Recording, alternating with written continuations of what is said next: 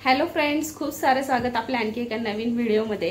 तर आज केक सुरुवात केली आहे। तुम्हाला मागच्या व्हिडिओमध्ये तर सांगितलंच आणि बऱ्याच ताईंचं असं म्हणणं आलं की ताई तू किती केक बनवते, काय कसे बनवते हे आमच्याशी शेअर कर। तर आज दिवसभर मी केक लावते, स्पॉन्ज लावते आणि इकडे बघत असाल तर खूप सारा पसारा माझ्या केकचा झालेला आहे आणि आता माझे फ्लेवर्ड बेस लावून झालेले आहेत आणि इकडे मी 6 बेस पुन्हा लावलेले आहेत चॉकलेटचे। दिवसभर माझं हेच काम चालू आहे। आज इकडेही 3 बेस आहे, तिकडेही 2 आहे, म्हणजे आता फ्लेवरचे केक करायला घ्यायचेत। आणि इकडे बघाल तर 6 रसमलाईचे केक रेडी केलेत आणि इकडे बघा की जे बेस आहेत सगळीकडे नुसते बेस बेस आणि केक केक दिसतायत। 1 किलोचे, काही अर्धा किलोचे असे बनवलेत मी। तर आता हे 6 जे आहेत तर ते मी शॉपला देणार आहे, इथे ठेवायला जागा नाहीये। आणि मग अशी किती नेले? कोणते? रसमलाईचे 6 आणि हे 6 आणि आणखी एक, असे 13 मी रसमलाईचे बनवलेत। कारण शक्यतो नाही एकच असेल बघ बरं, एकच आहे ना? हा, आणि 3 कुल्फी फालुदा बनवलेत, म्हणजे रसमलाईचे 13 आणि 3 कुल्फी फालुदा, म्हणजे 16 केक आपले फायनली झालेले आहेत। 1 जूनची तयारी आहे ही। आणि ह्या 16 मधले 2 रसमलाई माझ्या शॉपमध्ये ठेवणार आहे, कारण तिकडे नाही येत म्हणून। आणि 1-1.5 किलोची ऑर्डर होती पाइनएप्पलची आज, आणि 1 किलोची ब्लॅक फॉरेस्टची ऑर्डर आहे, तेही मी डन केलेले आहेत।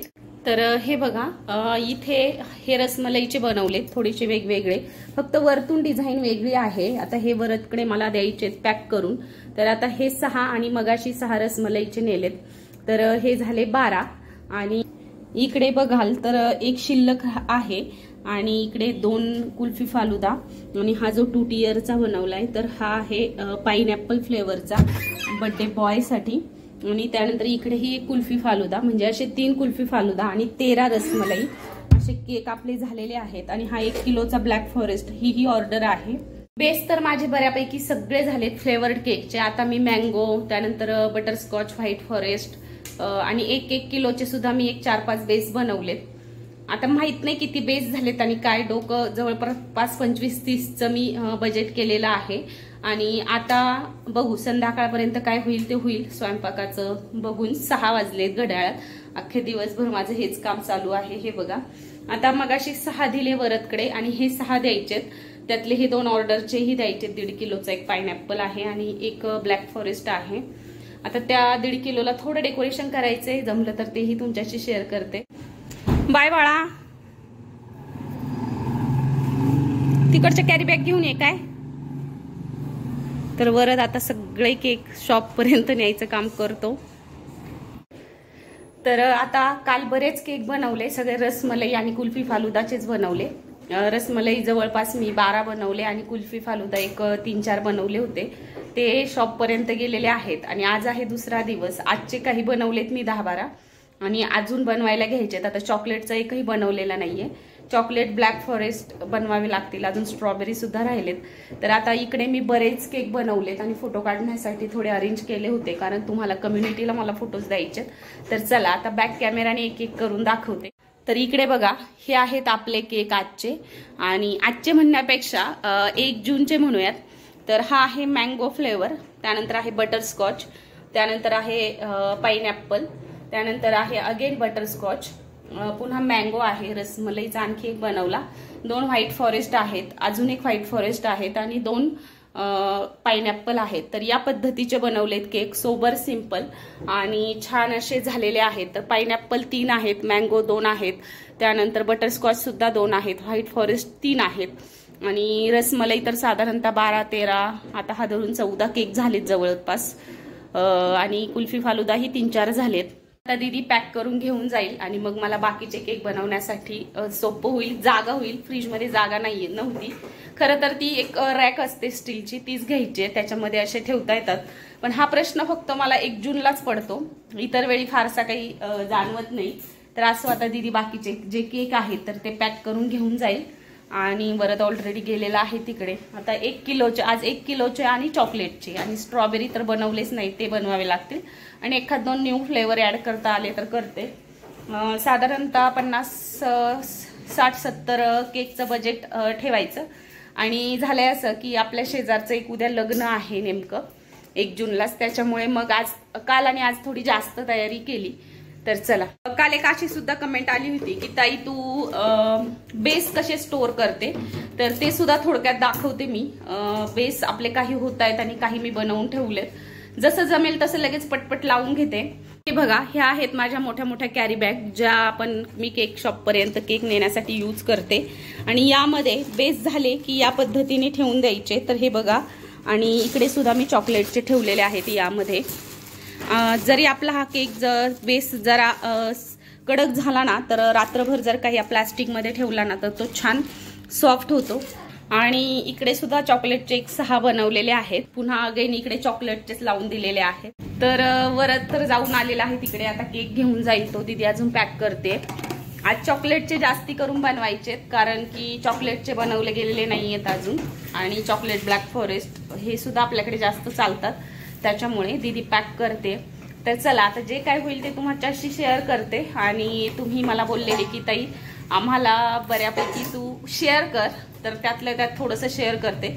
बेस वगैरे लावताना काही शक्य झालं नाही. सकाळपासून 2 बॅच झालेल्या आहेत. आजची थोडी धावपळच आहे. आजही शेजारी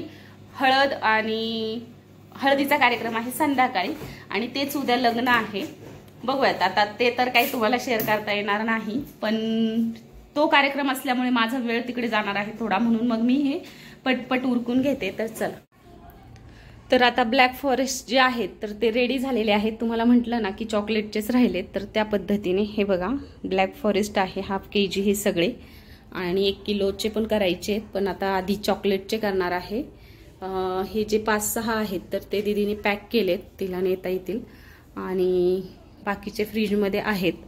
तर आता इकडे 2 आहेत आणि इकडेही 1 आहे, आणि हे जे 2-3 राहिलेत क्रमकोट केलेले, इथे 1 आणि इकडे 2. तर हे मी चॉकलेटचे बनवते आता.